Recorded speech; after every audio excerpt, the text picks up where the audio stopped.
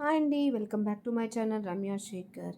ఈరోజు మీకు నేను హెల్తీ లడ్డు ఎలా చేయాలో చేసి చూపించబోతున్నాను. ఇది నువ్వుల లడ్డు అండి. ఇది హెల్త్కి చాలా మంచిది.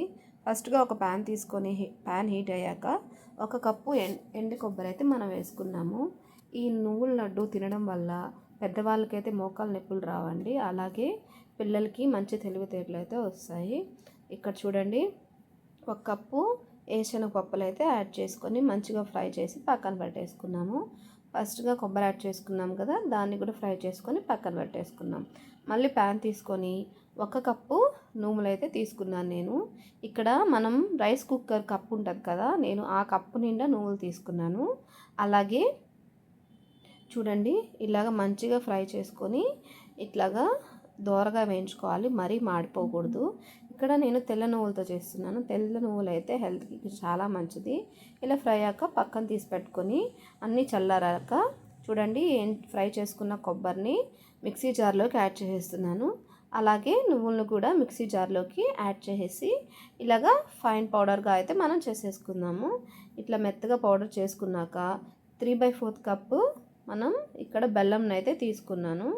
చూడండి, ఇలా బెల్లం తీసుకొని ఆ బెల్లాన్ని మంచిగా ఇట్లా మిక్స్ చేసుకొని మళ్ళీ ఇంకోసారి మిక్సీ పట్టుకోవాలి. ఇలా మిక్సీ పట్టుకోవడం వల్ల మనకు మెత్తగా అనేది పౌడర్ వస్తుంది. సో మళ్ళీ పల్లీల్ని యాడ్ చేసుకొని ఇట్లాగా అన్నిటినీ మిక్స్ చేసుకొని మెత్తటి పౌడర్ లాగా ఇలా చేసుకొని ఒక బౌల్లోకి తీసేసుకోవాలి. ఇలాగా బౌల్లోకి తీసుకొని మంచిగా మనం ఇట్లాగా ఉండలు ఏమన్నా ఉన్నాయో చూసుకోవాలి. చూడండి, మెత్తగా అయితే వచ్చేసింది మనకు ఈ పౌడర్ అంతా. ఇక్కడ నువ్వుల్ని వేయించుకున్న నువ్వుల్ని కొన్ని పక్కన తీసి పెట్టుకున్నాను. అవి యాడ్ చేసి మనం చేతికి నెయ్యిని పూసుకొని ఇలా ముద్దలు చేసేసుకోవడమే అండి. చాలా ఈజీ అండ్ సింపుల్ రెసిపీ అండి.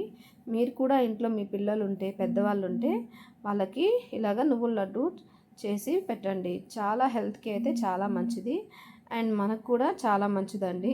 సో నచ్చిందా మీకు ఈ రెసిపీ? నచ్చితే లైక్ చేయండి, షేర్ చేయండి, సబ్స్క్రైబ్ చేయండి అండ్ నా ఛానల్ని లైక్ చేయడం అండ్ సబ్స్క్రైబ్ చేయడం మర్చిపోకండి. Thank you for watching my video.